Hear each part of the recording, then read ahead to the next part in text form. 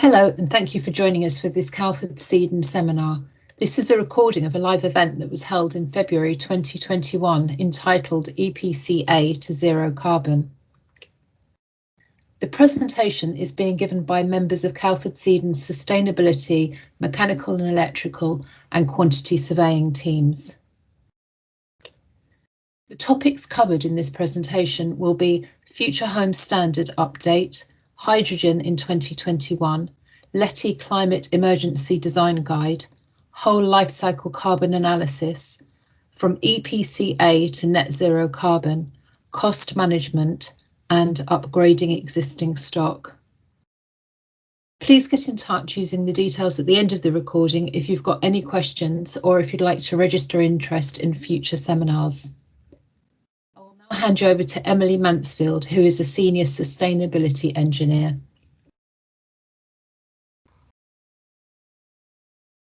Today we will look at what has happened in 2020 and the future home standards. Next slide, please. Here we can see a timeline from when the Future Home Standard consultation was released in October 2019 to when this was concluded in January this year. In January 2020, the London Energy Transformation Initiative, also known as LETI, published their Climate Emergency Design Guide, which sets out a path to achieving net zero carbon. By February, 67% of local councils declared a climate emergency across the UK. In November, the Prime Minister issued his 10-point plan announcing major investment and targets for net zero carbon. In December, the Climate Change Committee published their 6th Carbon Budget Report, and the Department for Building Energy Industrial Strategy published their Energy White Paper, setting out how the UK will clean up its energy systems and reach net zero emissions by 2050 whilst providing affordable heating and hot water. And finally, in January 2021, the government released their response to the Future Home Standard consultation. Next slide, please. Here we can see some of the keynotes taken from the consultation. So an interim version of the new Part L, known as Part L 2021, will be published in December this year and will come into effect in June 2022. For developers to continue to construct under the current 2013 regulations, the following transitional arrangements will need to be met. So they will need to submit building notice or initial notice or deposit plans to building control by June 2022 and commence work on each individual building by June 2023. Therefore, for phased development, future individual buildings could be built under the new regulations if they commenced after June 2023. So you could end up with buildings being constructed to different energy efficiency standards on the same site. Next slide, please. So what are the performance metrics? So we've got the target emission rate to measure the CO2 emissions as per current regulations. There is a new target primary energy rate to measure the total energy use. And good news, the government have decided to keep the target fabric energy efficiency standards as per the current regulations.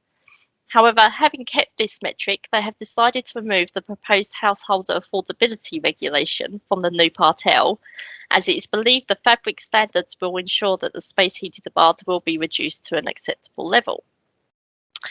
Out of the 2 national building specifications proposed during the consultation, National Building 2 has been selected as the preferred specification to calculate the target emission and target primary energy rates. This offers a 31% CO2 emission reduction over the current regulations. The new Part F will require all dwellings to be air pressure tested. So currently we have the option to test a sample, but we'll have to air pressure test all dwellings. And as a final note, the new Part L proposes additional evidence is to be provided to produce the energy performance certificates. This includes photographic evidence of cold rigid junctions, installation and the mechanical and electrical systems. This is to try and close that performance gap between design, construction and operation by ensuring what was specified during the design is actually installed. Next slide, please. Thank you. And Part L 2021 is a stepping stone towards the standards that will be required for the Future Home Standard in 2025. The below table shows the national buildings for the current 2030 regulations and what is proposed in Part L 2021 and the Future Home Standard. For 2021, we can see a slight uplift in the building fabric specification compared to the current regulations for the roof and windows. The space heating system is still based on individual gas boilers. However, the specification includes solar PV array and wastewater heat recovery systems to achieve the 31% CO2 emission reduction. The 2025 specification indicates a significant uplift in all of the building fabric elements and even the use of triple glazing for the windows.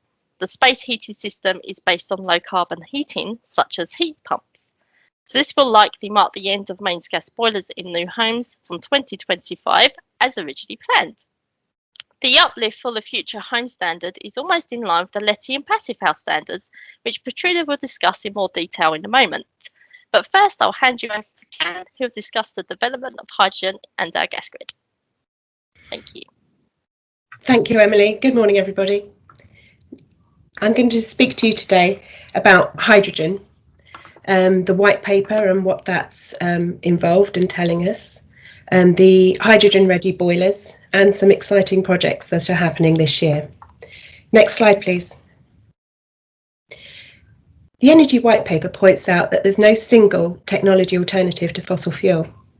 Emily and Petrula are talking about the future home standards and the new builds, but in the drive to the 2050 zero carbon target, the existing housing stock has got to be addressed.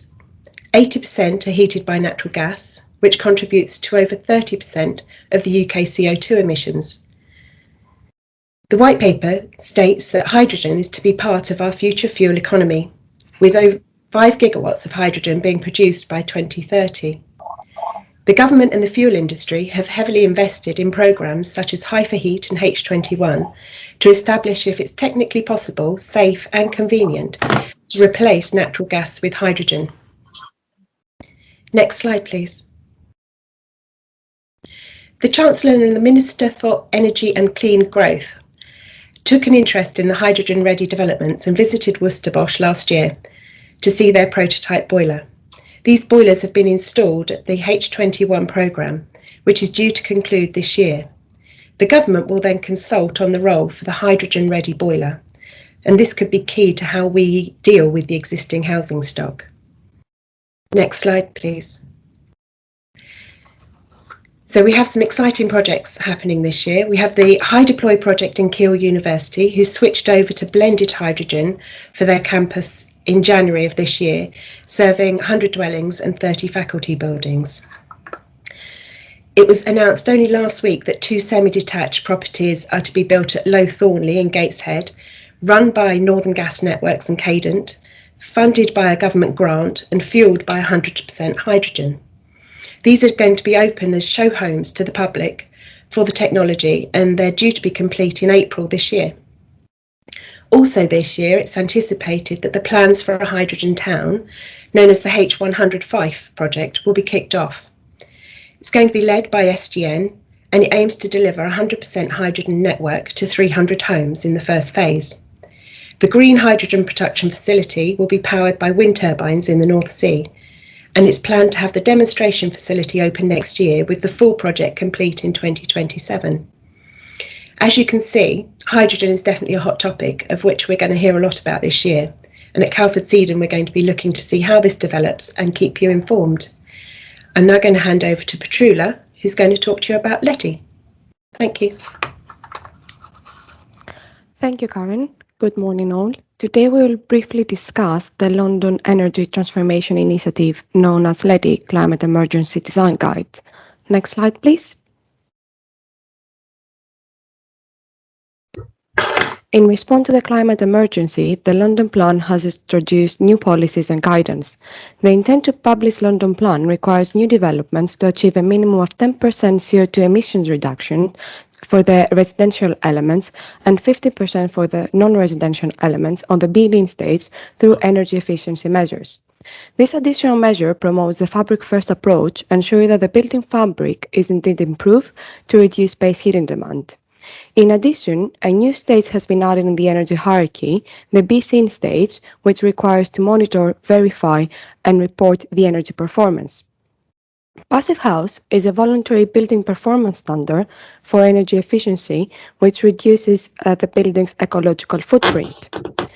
The key design elements of a passive house are the form heat loss factor, the thermal insulation and improved building fabric specification, the air tightness, to optimize the orientation and include triple glazing with U values of 0.8 or less and G values around of 0.5, the absence of thermal bridges, as passive houses consider thermal bridge-free construction, the implementation of external shading to avoid summer overheating, and last but not least, the mechanical ventilation with heat recovery with short ductwork lengths.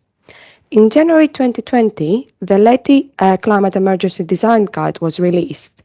The aim of this guidance is to help the industry understand and deliver new buildings that are net zero carbon, providing practical solutions.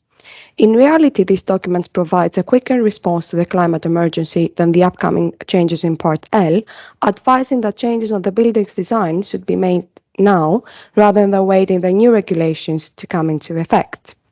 London boroughs, in an attempt to respond to the climate emergency, have included the LETI guidance or similar guidance in their planning policies. The guidance covers 5 key areas: the operational energy, the embodied carbon, the future of heat, the demand response, and the data disclosure. Today, we'll discuss the operational energy and the future of heat. Next slide, please. What is operational energy? Operational energy is the energy consumed by a building associated with heating, hot water, cooling, ventilation, and lighting systems, as well as equipment. Reducing the operational energy is the key to achieving zero carbon. For the operational energy, the guidance sets out 3 key performance indicators, similar to the one used to assess passive house developments. First is the energy use intensity, which is the annual measure of the total energy consumed in a building, including the regulated and the unregulated energy, but excluding electrical vehicle charging points. It is a good indicator for the building performance, as the metric is solely dependent on how the building performs in use, rather than assessing the carbon emissions, which also reflect the carbon intensity of the grid. It is also a metric that can be estimated at the design stage, and can very easily be monitored and used. The guidance proposed to use the space heating demand as a performance indicator. It prompts to reduce the annual space heating demand to 50 kWh per meter square, similar to passive house requirements. And last, maximize the renewable energy generation on site. The image on the right-hand side presents the design parameters proposed on the LETI guidance. If we look closer, we will see that the proposed building fabric specification is similar to the one required on passive house developments. Air tightness, thermal bridging, as well as the implementation of MVHR with short ducts are in line with the passive house requirements. Optimizing the orientation and reducing the form heat loss factor, or otherwise form factor, by designing simple-shaped buildings are key design considerations at the concept design stage of a passive house. Next slide, please. Similar design principles are recommended for both small-scale housing and medium to large-scale housing developments on the LETI guidance. Design and development to passive house standards should not be confused with achieving passive house certification. A development can implement the key design elements of a passive house without necessarily going through the certification process. Next slide, please. The decarbonization of the heating and hot water will have a huge impact of carbon emission reductions and is a critical step in achieving net zero carbon. The key performance indicators proposed on the LETI guidance are to ensure that the heating and hot water generation is fossil fuel free, to report the average carbon content of the heat supplied in use, to limit the peak heat loss for heating to 10 watts per meter square, similar to passive house requirements, and also to limit the dead leg for the hot water pipework. I will now hand over to Jackie and Bomi, who will discuss the whole life cycle carbon analysis. Thank you. Thank you, Petrula, and good morning, everybody. So I'm just going to discuss what the whole life cycle carbon analysis is. Next slide, please. So in response to the climate emergency, the London Plan has introduced new policies and guidance requiring all referable developments to undertake a whole life cycle carbon assessment. Firstly, policy SI2 requires all CO2 emissions relating to embodied carbon to be calculated and reduced in addition to the reduction of the operational emissions in line with the new BC energy monitoring policy, as Petrula mentioned earlier. In addition to this, applicants are also required to produce a circular economy statement under policy SI7, outlining how the three core circular economy principles have been achieved. And these principles include the conservation of finite resources, increasing efficiency and sourcing sustainably, but also designing to eliminate and or manage waste sustainably and at the highest value. These policies are applicable to referable developments. However, individual boroughs can choose to implement these requirements on all of their schemes if they wish. The London Plan is an important tool in the work being done to respond to the climate emergency, and the whole life cycle carbon policy and guidance represents a step change towards meeting the net zero carbon target, alongside the new BC energy monitoring policy. The guidance has been developed in line with the British standard EN 15978 and also the RICS professional statement on whole life carbon as part of the whole life carbon approach. The GLA will set out how to comply with each of the London Plan policies and what information applicants need to provide and how and when we'll assess them. I'll now pass you over to Bommy, who will explain a little bit more about the component parts of the whole life carbon assessment. Thank you. Thanks, Jackie, for the insightful policies to the whole life carbon assessment. Good morning, everyone. So when we talk about whole life carbon assessment in buildings, we talk about the carbon or energy consumed in the entire life of the building. So from planning to design of the building form and services to construction to the building use, including management and also the end life, which is demolition. But for us to talk about whole life carbon assessment, we have to discuss the two main parties within this, and that is the operational energy and the embodied energy. Traditionally, net zero carbon has been largely understood to apply to a building operation energy use, yet for new buildings completed to current standards, emissions from operation energy account for typically just 50 to 60% of the total life emissions. This is allowing for grid decarbonisation. As Petrula earlier mentioned, operational energy or carbon is the energy carbon required to run the building. A fuller definition of net zero must include embodied energy or carbon from material sourcing and construction, as well as maintenance, repair, replacement, and eventual demolition. Together, operational and embodied emissions over a building's entire life cycle are known as the whole life carbon emissions, and any definition of net zero carbon should reflect this complete picture. The Mayor of London has set an ambitious plan, as we may know, for London City to be net zero carbon by 2030. Is this achievable? I believe so. Our responsibilities are to make this happen, most especially within the London reach, as we know that buildings account for 39% of the global carbon emissions. Next slide, please. So the building stock is expected to double by 2050 in line with the UK government target of net zero carbon by 2050 as well. And therefore, it is imperative we do more on the recording of embodied carbon emissions whilst there are already stringent standards in place on the operational carbon. Therefore, more needs to be done on the embodied energy, hence the need for the whole life carbon assessment. In reviewing both, the operational energy accounts for 65% in buildings, which is 28% of global emissions, and embodied energy accounts for 35%, which is 11% of global emissions. So for buildings to achieve net zero carbon, it is important for us to recognise our inputs and start to adopt the whole life carbon assessment. These will provide us with more realistic data and benchmark to bridge the performance gap between design theory and measured reality in our buildings. We'll also be able to adapt this to the changing consumer behaviours, new technologies, as well as climate change. The whole life carbon assessment provides a responsibility for the building team and not just the design team, and ensuring the building design and building in use stay on the course of net zero. The assessment provides that transparency across the team on a defined data collection. I'll let Jackie jump back in for a minute or two to talk about the reporting on the requirements of the whole life carbon assessment and the responsibility required by each of us all in the REBA stages of design. Thank you. Over to you, Jackie. Thank you, Bronwyn. So now we're going to have a quick look at what the assessment stages are asking you to do. So the whole life carbon assessment are carried out using a nationally recognised assessment methodology and should cover the development's carbon emissions over its lifetime and accounting for both its operational and embodied carbon emissions, but also any future potential carbon emissions, including benefits from reuse and recycling of the building structure and materials. The assessment needs to cover each of the life cycle modules A to D as outlined under the RICS professional statement, and the latter two modules, C and D, will particularly feed into the circular economy statement. So each assessment is completed in stages, which include the pre-application stage, full application, and post-construction. Each assessment stage builds upon the preceding stage in terms of the level of data to provide an overall picture of the impact of the development and what has influenced the design to reduce overall emissions in line with the guidance and beyond. The data will also need to be compared against the whole life cycle carbon benchmarks.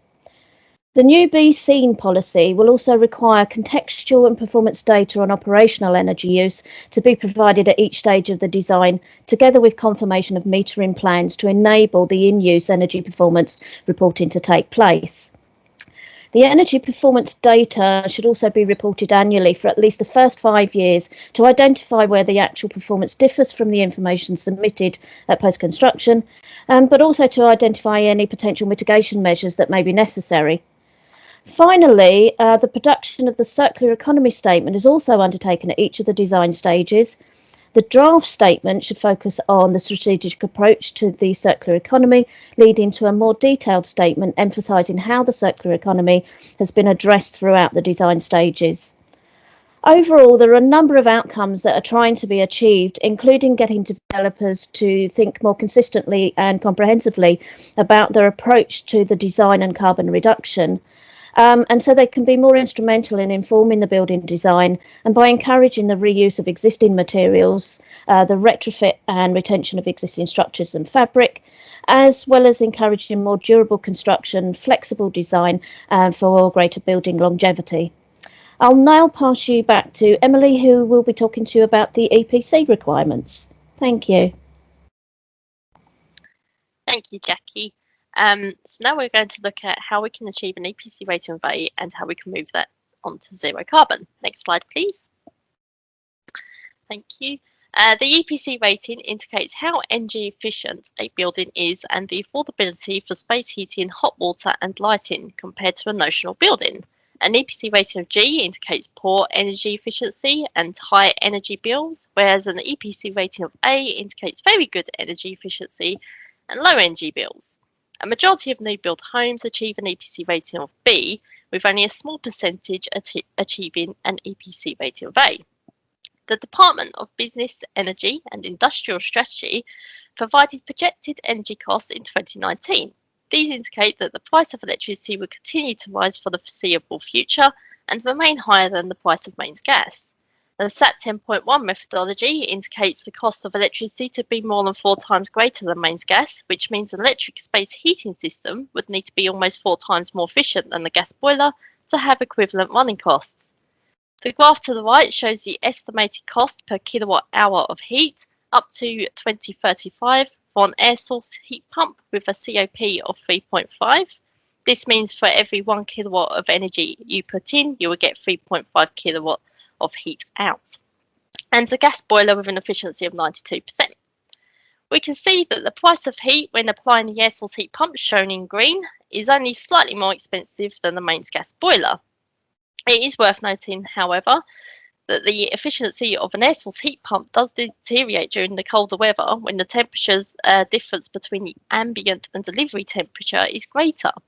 The gap for the cost of heat will therefore increase during winter months. When the space heating demand is at its peak, this can lead to higher energy bills. It's therefore important that new buildings are designed to reduce the energy demand for space heating. This can be achieved by applying the measures in the Passive House and LETI standards as outlined by Petula in the previous slides. The hot water demand can also be reduced through the specification of and installation of fittings. Next slide, please. So how can an EPC rating of A be achieved? Applying the LETI and passive house building fabric standards will help reduce the energy demand for space heating and hot water. The next step is to provide on-site generation to offset the energy supplied by the grid. We carried out some test sat calculations for a typical 3-bed end terrace townhouse and a typical 2-bedroom mid-floor flat using the Elmhurst SciSap 10.1 beta software. Applying the fabric standards similar to the LETI and passive house standards significantly reduces the space heating demand. When applying individual air source heat pump to the house and communal air source heat pump to the flats, an EPC rating of B is achieved, with an overall rating of 84. This is only 8 points away from EPC rating of A. Next slide, please. An EPC rating of A is achieved through 2.1 kilowatt peak of solar PV array to the house, so that's approximately 7 panels, and 1.7 kilowatt peak to the flats, approximately 6 PV panels. An important note is that the solar PV array has to be connected directly within the dwelling in order for the EPC rating of A to be achieved. Connecting the solar to the landlord's supply for apartments will not benefit the EPC rating, it will only benefit your CO2 emission savings. As we can see here, an EPC rating of A doesn't necessarily mean that zero carbon is being achieved. As we can see in this example, an uplift is still required to achieve the net zero carbon target on site or 100% CO2 emission reduction. Next slide, please. So the house would require an additional 1.6 kilowatt peak of solar PV or 5 more PV panels, and the flat would require an additional 0.9 kilowatt peak of PV or approximately 3 more PV panels. In reality, it will prove to be very difficult to achieve an EPC rating of A in flats due to the roof space required for the solar PV array. Smaller blocks of flats may be able to achieve it, but in larger flats, where the roof to flat ratio is smaller, it may not be possible. Please note that the dwelling shape, orientation, thermal bridging junctions and glazing ratio will have an impact on the amount of PV that is required. The aim of the Future Home Standards is to future-proof dwellings towards net zero carbon by designing and constructing a dwelling that has all-electric strategy and is low energy to reduce the demand from the national electricity grid. Therefore, as the grid continues to decarbonise, so will the dwelling or the development. I'll now pass you over to Paul, who will discuss cost management. Thank you. Thanks, Emily. Good morning, everyone. My name's Paul. I work in a separate cost consultancy team within Calfords, and I'm just going to talk today about some of the ways that these regulations and approaches to them impact construction cost on new builds. Next slide, please. So the first area is that you need to be looking at air tightness and the way that that's managed on site, and that has an impact both in terms of the supervision right through to the way that that's certified. We also need to be looking at the orientation of the building, the ratio of window to wall area. Then we're looking at the building fabric, so that's everything from window U values, which we've talked about, 0.8 is very low, through to insulation, roof build-ups and wall build-ups. Then we need to be looking at the different types of heat sources, and that's kind of what most people think of when we're talking about these regulations. And there's a lot of focus on air source heat pumps. I know we're putting a lot in at the moment, but we need to be open-minded to different systems and finding the best combination of systems that offer the best value to the client, both at capital cost up front, but also through the life cycle. We also need to be thinking about new systems and bolt-on systems. So a lot of developments have whole house ventilation now, and I think we're all quite familiar with that. But we really, as you've seen, as Emily was discussing, we need to be installing heat recovery into that ventilation as well, and of course that has a cost impact. We're also probably looking at brand new systems that none of us are really used to, such as batteries. Before I come on to the next slide, I think the main message I want to get across, and I know it sounds a bit cliche, but if we're looking at even achieving some of the new standards right through to perhaps net zero carbon, bringing in the right project team really early on is key, and that's your mechanical and services engineers, your sustainability consultant, your cost consultant, because we need to know from day one what the strategy is for a project and what the best strategy is for that project and the design. And that way we're avoiding it being a bolt-on. So we're not getting planning and then deciding we need larger units to house cylinders with different roof makeups and larger plant areas. We're getting the orientation right from day one with the building and optimizing it. Next slide, please. And these are just some of the ways that we think that the cost will also be impacted just through the industry. The first two are really similar. We all know construction is resistant to change, but equally, as we adopt these new approaches and become more familiar with these regulations, developers, contractors and subcontractors will be less likely to risk price. We can also help with the procurement, so we're going out to the right companies who understand what they're doing and they're not overpricing to deal with it. Similarly, we'd expect the supply chain to respond. As I say, I think air source heat pumps are becoming quite ubiquitous, and we would hope to see those prices go down. PV is a great example. 10 years ago, PV was 3 times as expensive as it is now, and the supply chains responded, really, the markets responded. That will have a knock-on effect to maintenance.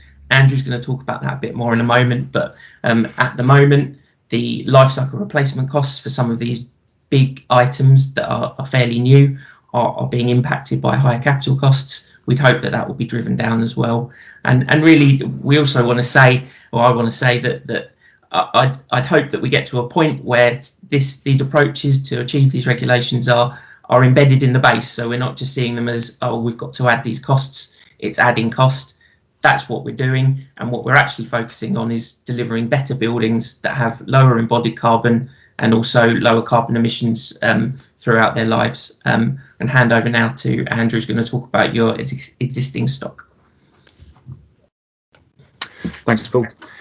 So now we've looked at all these areas, how do we go about maintaining these buildings in the long term? Next slide, please. It's a really interesting time for M&E services with the requirement to implement these new technologies into developments, but we also need to keep one eye on the implications that this will have on the asset management moving forward. As always, it's quite key to provide a holistic approach to works carried out in development and asset management.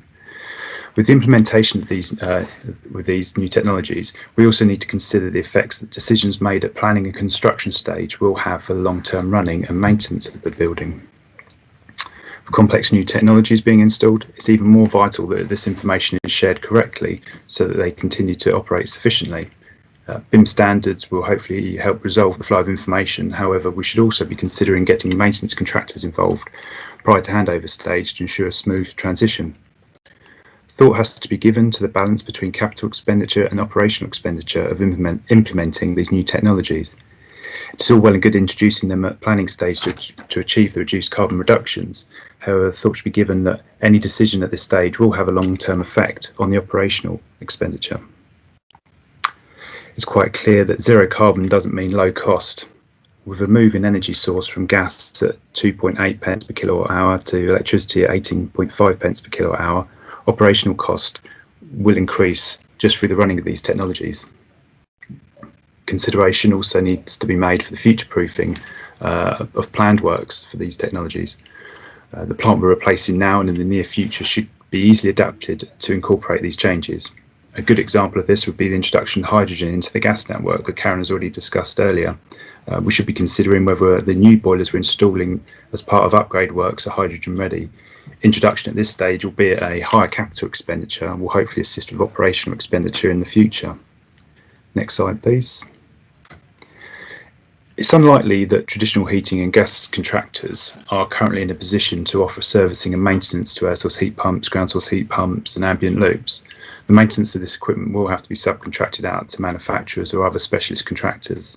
These specialist contractors' costs will be high to start with, however, they're likely to stabilise as these technologies normalise across the industry, as Paul's touched on earlier. This was previously seen with the introduction of CHP into communal heating. Separate specialist contractors were required, which increased maintenance costs. This, along with a number of issues, led to CHP having a reputation of being troublesome and difficult to keep running. Maintenance of new technologies will have to be a lot more accurate, and there's likely to be an increase of servicing requirements. Consideration has to be given to the availability of spare parts. Are these technologies manufactured in the UK, and are the parts readily available? The next question is then, how do we introduce the maintenance of these new technologies into the existing term maintenance contracts that are in place? Can the maintenance of this new plant be bolted on and incorporated into these contracts? Ideally, they should be incorporated as they're part of the communal heating system and will work in parallel with a number of the traditional elements such as backup boilers and thermal stores. And having one contractor responsible for the whole system is obviously the safer route. However, as previously mentioned, the traditional contractors will not have the skill sets to maintain this plant. And as this will then be subcontracted out, this obviously introduces another line of communication when the plant goes down and getting them out to respond. Next slide, please. So looking ahead, we'll be reviewing the marketplace and seeing what options are out there with the maintenance contractors and whether they are considering the implications of maintaining these new technologies. There's going to be predictable increases in costs for the running and maintaining of this new plant. We're aware of the more expensive energy costs between electricity over gas, for example. A further review with the manufacturers is needed to gauge what the level of maintenance will be required as well, how regular it's going to be required maintenance, and what's the potential replacement parts required through the lifespan of the equipment. We're also going to be looking into how we introduce these new technologies into planned upgrade works for new projects, such as boiler room replacement schemes. With the changes to building regulations due in June 2020, will there be obligations that follow for existing buildings? Many local authorities' own policy documents have committed to achieve zero carbon by 2025. Therefore, they will have to start implicating the upgrade works for communal heating systems. New technologies or passive measures will be required to be installed, and this could make a straightforward boiler room upgrade project a lot more complicated. As well as this, local authorities are also pushing for the requirement of LETI, which Petrula discussed earlier. There's a concentration on new developments at this stage, but once these obligations have been met, it's likely that attention will turn to how we make improvements on existing stock. A final thing to consider is then how any obligations that need to be made for the post-construction carbon assessments and how they'll be managed. Obviously, that's quite a bigger topic, and we'll hopefully be covering these on some future seminars throughout the year. So thank you very much. I'll just hand you back now to Terry. Andy, thank you ever so much. And if I could say on behalf of everyone to all our presenters today, thank you ever so much for giving a really good cover of some of the areas that are coming up in sustainability and zero carbon in the coming year and the coming 3 or 4 years.